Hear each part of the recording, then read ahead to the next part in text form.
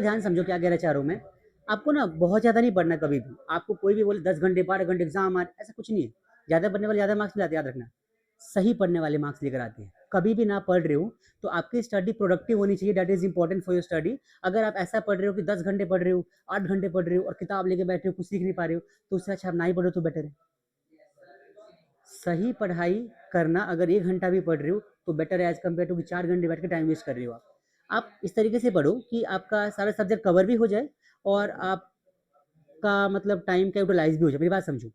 अगर आप चाहते हो ना कि अच्छा स्कोर करे तो कभी भी इस तरीके से मत पढ़ो कि भाई एक लगातार पूरे एक दिन साइंस पढ़ लिया, लगातार पूरे एक दिन मैथ्स पढ़ लिया। ऐसे एग्जाम में जैसे हम लोग पढ़ते हैं कि भाई साइंस का पेपर है, लगातार साइंस पढ़ते हैं, बेटा तरीका ही गलत है पढ़ाई का। क्योंकि आप एक सब्जेक्ट के पीछे पढ़ोगे बाकी सब्जेक्ट भूल जाओगे, तो उससे कॉन्सेप्ट भी दिमाग से निकलने शुरू हो जाएंगे आपके। तो अब ऐसा मत करो। आप कैसे पढ़ो? आप इस तरीके से पढ़ो कि आपको हर सब्जेक्ट ना इक्वली समझ में आए। एग्जाम्पल की बात करता हूँ, मान के चलो साइंस है या फिर मैथ्स है,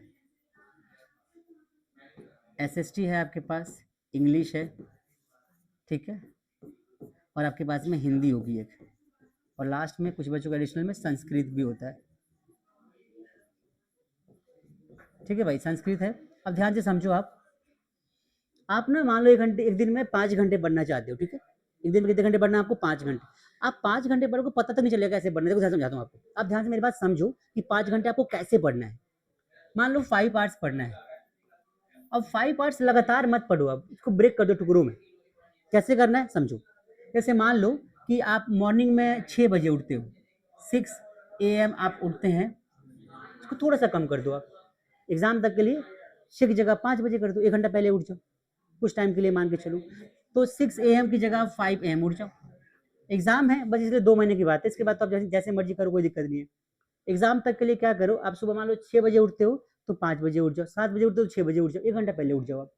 1 घंटा उठ के क्या करो, उस सब्जेक्ट को लर्न करो जिसमें लर्न करने वाला कॉन्सेप्ट होता है। जैसे मान लो एसएसटी है, हिस्ट्री है, लर्न करना है, इंग्लिश साइंस है, कुछ टर्म्स आपको याद करने हैं। तो आप सुबह सुबह उठ के, अगर आप सुबह 5 बजे मान लो उठ रहे हो, 5 AM, तो यहाँ पे आप क्या पढ़ोगे? Learning concept. कौन सा? Learning subject. लर्निंग सब्जेक्ट मतलब क्या होता है कि वो सब्जेक्ट जिसमें आपको लर्न करने की जरूरत पड़ती है, जो चीज़ आप याद करना चाहते हो, आप वो सब्जेक्ट पढ़ो, 1 घंटा पढ़ लो।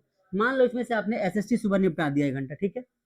1 घंटा पढ़ा, उठा, अच्छे से रेडी वेडी हो गए, स्कूल चले गए। स्कूल से मान लो आप 2 बजे आ गए, एग्जाम्पल की बात करते हैं। 2 बजे आ गए, 2 बजे आओ, 2 से 1 घंटा आप इंजॉय कर लो 3 बजे तक। 3 to 4 आप 1 घंटा और पढ़ लो। अब 3 to 4 में 1 घंटे में मान लो आपने मैथ्स निपटा दिया, प्रैक्टिस के लिए 1 घंटा। बात समझ में आ रही है? ठीक है। 1 घंटा आपने यहाँ पे मैथ्स पढ़ लिया। यहाँ पे आपने क्या पढ़ा था? एसएसटी पढ़ा था सुबह, ये पहला टाइम हो गया आपका, ये दूसरा घंटा आपका हो गया। तीसरे घंटे की बात करते हैं, 3 से 4 पढ़ा आपने। अब 4 से 5 ब्रेक ले लो आप, कोई दिक्कत नहीं, 4 से 5 ब्रेक ले लो, 1 घंटा फिर से इंजॉय कर लो। अब आप क्या करो, 5 to 6 पढ़ो 1 घंटा। क्या पढ़ोगे आप? मान लो 5 6 में आपने साइंस पढ़ लिया, ठीक है, आपकी 3 घंटे की पढ़ाई हो गई। 6 बजे मान लो ट्यूशन जाते हो, 6 बजे रेडी हो, ट्यूशन चले गए, 5 मिनट 10 मिनट टाइम ले लिया आपने, ट्यूशन गए। 6 से 8 तक ट्यूशन बिता दिया आपने, ठीक है। ठीक है, 6 से 8 में ट्यूशन बिता दिया, 2 घंटे ट्यूशन पढ़ के आए, बहुत पढ़ाई हो गई। आराम से आओ घर पे, 7 बजे, 6 से 8, 8 बजे घर पे आए, 8 बजे से 9 बजे तक रिलैक्स होके खाना पीना खाओ, थोड़ा रील स्क्रॉल कर लो, थोड़ा मूवी देख लो, टीवी कुछ भी करो, कोई दिक्कत नहीं है। 9 बज गया, 9:30 ले लो, कोई दिक्कत नहीं। 9:30 के बाद आप पढ़ने बैठ जाओ रात को। अभी 4 आवर्स आपका होगा।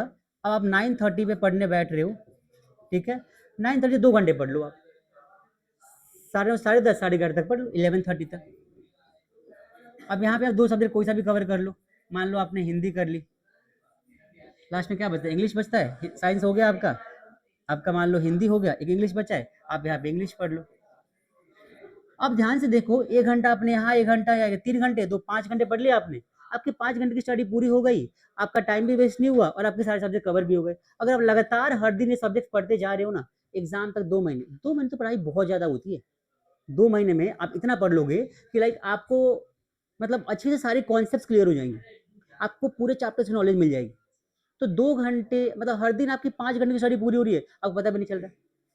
जो बच्चे मॉर्निंग शिफ्ट वाले हैं उनको ये स्टडी फॉलो मतलब ये स्ट्रैटेजी फॉलो करनी पड़ेगी एग्जाम्स तक, और इससे आप अच्छे से सारे सब्जेक्ट हर दिन पढ़ पाओगे।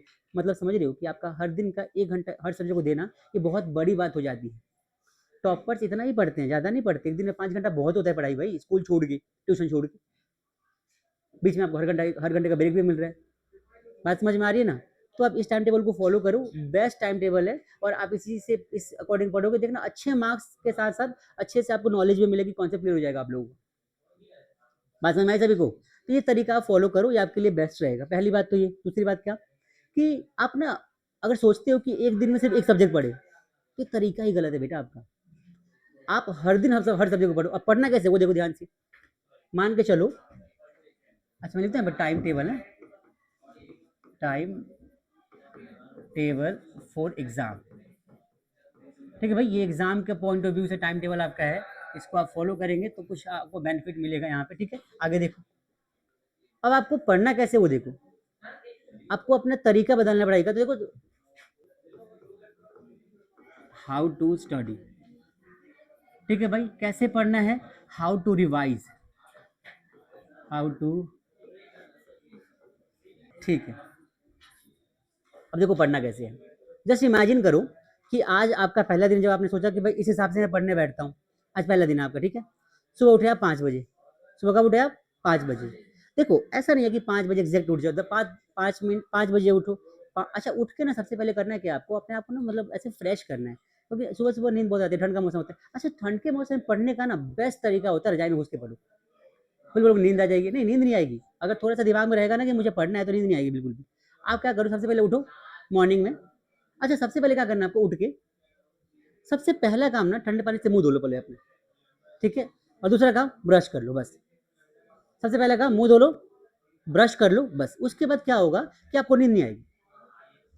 हाँ, हो सकता है कि बहुत दिनों बाद ये ट्राई करने जा रहे हो कि सुबह 5 बजे उठना है, तो थोड़ा सा प्रॉब्लम होगी स्टार्टिंग कुछ दिनों तक। जो बच्चे 5 बजे उठते हैं उनके लिए तो बहुत बढ़िया है, लेकिन जो 5 बजे नहीं उठते हैं उनके लिए क्या है कि थोड़े दिन क्या करना है, प्रैक्टिस करनी है उठने की। 2-4 दिन अलार्म लगा लो, मम्मी को बोल दो मम्मी पानी फेंक दो मेरे ऊपर, जगा दो, कुछ भी कर दो, उठा दो कैसे ही, बस मुझे सोने मत देना। पानी फेंक दो, जगा दो, धक्का मार के बेड से गिरा दो, कुछ भी कर दो, लेकिन सोने मत दो बस 5 बजे तक। 5 बजे के बाद कुछ दिन तक 5 बजे उठो आप। 5 बजे जब उठोगे ना आप, तो स्टार्टिंग में वही 2 काम करना है, मुंह धोना है, ब्रश कर लेना है। इससे ना नींद भाग जाती है कन्फर्म है। अब क्या करोगे आप इसके बाद मान लो आपने उठा लिया 5 to 6 का टाइम लिया, आपने उठा लिया मान लो साइंस। मैं साइंस की बात कर रहा हूँ, ठीक है। मान लो साइंस उठा लिया आपने। अब साइंस में ना आप रिवीजन स्टार्ट करो चैप्टर फर्स्ट। चैप्टर फर्स्ट से स्टार्ट करो या चैप्टर लास्ट से करो या चैप्टर बीच में से, चॉइस इज योर, जैसे पढ़ना चाहो, बट बेस्ट रहेगा स्टार्टिंग से स्टार्ट करो आप लोग। ठीक है, तो मान लो आपने चैप्टर फर्स्ट लिया। चैप्टर फर्स्ट का नाम मान लो साइंस में लिया chemical, chemical reactions and equations, reactions and equation. ये टॉपिक का नाम है आपका, है ना। सुनो ध्यान से, केमिकल रिएक्शन इक्वेशन लिया आपने। आपको क्या करना है इसके बाद, सबसे पहले आपको पढ़ना क्या है वो देख लो। आपको सबसे पहले चैप्टर के नोट्स पता होने चाहिए, नोट्स में क्या क्या टर्म्स है। नोट्स में क्या होता है, डेफिनेशन होता है। आप मेरी बात ध्यान से समझो। तो सबसे पहले आपने चैप्टर 1 उठाया, उसके भाई कुछ डेफिनेशन आपके पास पड़े होंगे, ट्यूशन से मिले होंगे, या फिर आपको स्कूल से मिले होंगे, या फिर आपके पास बुक्स होंगी, या फिर आपके पास सपोर्टिंग होगी, या नहीं होगा तो हमारे पास से ले लेना। नहीं होगा तो आप मुझसे नोट्स लेके जाना, मैं दे दूंगा आपको, प्रिंटेड नोट्स दे दूंगा आपको। नहीं होगा तो आप हमारी बुक लगा रहे, उसमें सारे नोट्स, एनसीईआरटी सॉल्यूशन सब कुछ पड़ा हुआ आपके पास मिल जाएगा आपको उसमें, वो भी शॉर्ट्स में, शॉर्ट में बिल्कुल। तो आपको चैप्टर पहले उठाया, आपको क्या करना है, सबसे पहले चैप्टर 1 का डेफिनेशन स्टार्ट कर देना है। जैसे मान लो पहला केमिकल रिएक्शन से स्टार्ट करो, टाइप्स ऑफ केमिकल रिएक्शंस क्या होते हैं हमारे, कितने टाइप के होते हैं। मान लो exothermic, endothermic, combination, decomposition reaction, सभी रिएक्शंस को लर्न करो। देखो कुछ चीज़ें तो लर्न करनी पड़ती है दिमाग में सेट करने के लिए, और कुछ चीज़ों को समझना पड़ता है। चैप्टर फर्स्ट टाइप उठाया आपने, तो नोट्स में जैसे मान लो टाइप्स ऑफ केमिकल रिएक्शन आपको पढ़ना है, तो टाइप्स ऑफ केमिकल रिएक्शंस को आप रिवाइज करना शुरू कर दो। कॉम्बिनेशन क्या होता है, तो कॉम्बिनेशन का डेफिनेशन तो आप बना लोगे एग्जाम में, पता है कि when 2 or more substance combined that is called combination reaction. लेकिन सबसे मेन होगा आपको एग्जांपल्स और रिएक्शंस को याद करना, वो आपको करना पड़ेगा। बात समझ में आ रही है ना, वो तो करना पड़ेगा। तो आप सुबह सुबह जब उठोगे ना, सबसे पहले डेफिनेशन लर्न कर लिया या डेफिनेशन समझ लिया। एग्जाम्पल में मान लो मैंने लिया कि भाई C+में O2 मिलकर क्या बना रहा है, CO2, ये मुझे याद करना है।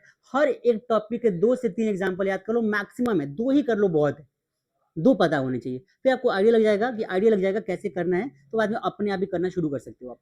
तो पहला काम क्या करना है आपको कि एक काम करना है। अच्छा, मान लो आपने सारे नोट्स रिवाइज कर लिए, पहले दिन पूरा रट्टा मार लिया, पढ़ लिया, दिमाग में फिट हो गया आपकी। अब सेकंड डे की बारी। पहला दिन आपने इस टाइम टेबल को फॉलो किया, हर सब्जेक्ट में आपने ऐसे ही किया है, नोट्स को लर्न किया, लिखा। अच्छा, लर्न करने का बेस्ट तरीका क्या है, एक बार लर्न करो, बाद में उसको लिखो एक बार अपने आप, लिख पा रहे हो कि नहीं। अगर आपने खुद की लैंग्वेज में फिर से लिख दिया तो आपको याद हो गया, नहीं लिखा तो याद नहीं होगा फिर आप।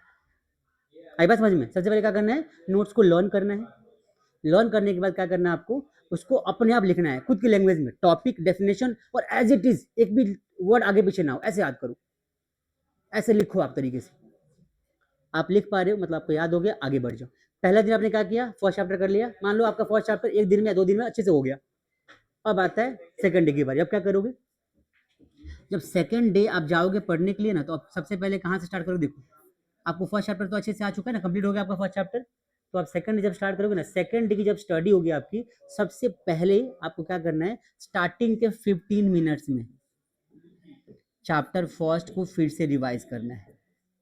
चैप्टर फर्स्ट को फिर से रिवाइज करना है, 15 मिनट उसको तो रिवाइज करने के लिए। हर टर्म को एक बार फिर से पढ़ो, सेट करो माइंड में। 15 मिनट के बाद क्या करोगे, नेक्स्ट चैप्टर स्टार्ट करो, चैप्टर सेकंड ले लो, ऐसे बेसिक सॉल्व ले लिया हमने। चैप्टर सेकंड स्टार्ट किया, सेम प्रोसेस वही फॉलो किया हमने, उसको लर्न कर लिया। फिर थर्ड डे हम पढ़ने आए, तो चैप्टर मान लो फर्स्ट भी हो गया, सेकंड हो गया, फिर क्या, थर्ड डे जब पढ़ने आओगे तो सबसे पहले चैप्टर फर्स्ट को रिवाइज करोगे, फिर चैप्टर सेकंड को रिवाइज करोगे, फिर चैप्टर थर्ड स्टार्ट करोगे। आप जब भी पढ़ने बैठोगे, जिस दिन भी पढ़ने बैठोगे, आप हर दिन स्टार्ट फर्स्ट चैप्टर से ही करोगे। इसका मतलब ये होगा कि फर्स्ट चैप्टर आप हर दिन पढ़ोगे ना, तो आपको थोड़े दिनों में क्या होगा, फर्स्ट चैप्टर पूरा रिवाइज हो जाएगा, फिर सेकंड चैप्टर हो जाएगा, थर्ड चैप्टर, मतलब आप जब भी पढ़ने बैठो ना, स्टार्ट फर्स्ट चैप्टर से करो। तो समझ में आया सब कॉन्सेप्ट, ऐसे करना है। अब इस तरीके से आपने मान लो मंडे टू सैटरडे पढ़ लिया आपने। ये तो मैं उस दिन का हिसाब बता रहा हूँ जिस दिन आपका स्कूल जाना है आपको। सपोज किसी दिन स्कूल जाना ही नहीं आपको, सपोज करो संडे आपको स्कूल नहीं जाना है। अच्छा, संडे के अलावा भी बहुत छुट्टियां होती है हमारे पास, जिस दिन हमें स्कूल नहीं जाना होता, उस दिन क्या करेंगे हम, तो उस दिन आप करेंगे सेल्फ एवेल्युएशन। क्या करेंगे, सेल्फ इवेल्युएशन। क्या मतलब होता है इसका, कि आप ध्यान से देखो, संडे वाले दिन आपको क्या करना है, सेल्फ एवेल्युएशन में क्या होता है, मान लो कि आपने पूरे वीक में साइंस के 2 चैप्टर पढ़ लिए तरीके से, अच्छे से आ गया आपको, क्या आ गया पूरे दिन में, 2 चैप्टर अच्छे से आ गया। ऐसे 2 चैप्टर साइंस में क्या एसएसटी में भी आया होगा, ऐसे 2 चैप्टर आपको मैथ्स में भी आया होगा, और ऐसे 2 चैप्टर आपके साइंस संस्कृत में सब में आया होगा 2 चैप्टर। तो टाइम तो सबको दे रहे हैं बराबर। अब क्या करोगे आप, संडे वाले दिन एक बुक पूरी उठाओ और तीनों चैप्टर को लिखना शुरू करो। देखो कितना लिख पा रहे हो आप। सारे चैप्टर के नोट्स अपने आप बना दो, नई नोटबुक बना के। अगर आपने ये पूरा काम कर लिया ना, हर चैप्टर के नोट्स बना लिया आपने तरीके से, 1 घंटा 3 घंटा 2-3 घंटे लगेंगे आपको, जितने चैप्टर आपने पढ़ रखे हर चैप्टर के नोट्स लिखते चले जाओ। जहां फंस रहे उस टॉपिक को अलग से लिख दो और लिखते चले लिख जाओ। लास्ट में आप देखो कितने टॉपिक आप सही से नहीं लिख पाए, समझा नहीं पाए, मतलब उन टॉपिक्स में आपको डाउट है, उसे फिर से एक बार पढ़ लो आप। आई बात समझ में? ये बेस्ट तरीका पड़ेगा, मैंने ऐसे ही पढ़ा था और मेरे को अभी तक चैप्टर याद है सारी, कभी भूला नहीं मैं उसके बाद। क्योंकि आप एक चैप्टर को बार बार पढ़ रहे हो, कितने 1-2 महीने लग, 60 दिन, एक चैप्टर को 60 दिन लगातार पढ़ो, तुम्हारे यहाँ पे ना फिट हो जाएगा, तुम उसका नाम भूल जाओगे, ये नहीं भूल पाओगे कभी। आई बात समझ, फैक्ट है, ऐसा होता है। इसका मतलब क्या हो गया कि आपको हर चैप्टर के लिए ऐसे करना है। अरे हिस्ट्री का डेट कभी नहीं भूलोगे आप, उसका नंबर भूल जाओगे, हिस्ट्री का डेट नहीं भूलोगे, कभी बता रहा हूँ मैं, ये फैक्ट है। तो आप क्या करो, इस तरीके से पढ़ना शुरू कर दो, फिर देखो आपको क्या रिजल्ट मिलता है। उसके बाद आपका टेस्ट होंगे, आपका मान के चलो आपका प्री बोर्ड आ गया या यूटी आ गया, तो उस टाइम पे आप वो चैप्टर ले लो जो आपके एग्जाम में आ रहे होंगे। तो इससे क्या होगा कि आप अच्छे से कॉन्सेप्ट क्लियर कर पाओगे, समझ पाओगे। बात समझ में आ गई सबको? ये तरीका फॉलो करो, फिर देखो आप कैसे उसको पढ़ सकते हैं।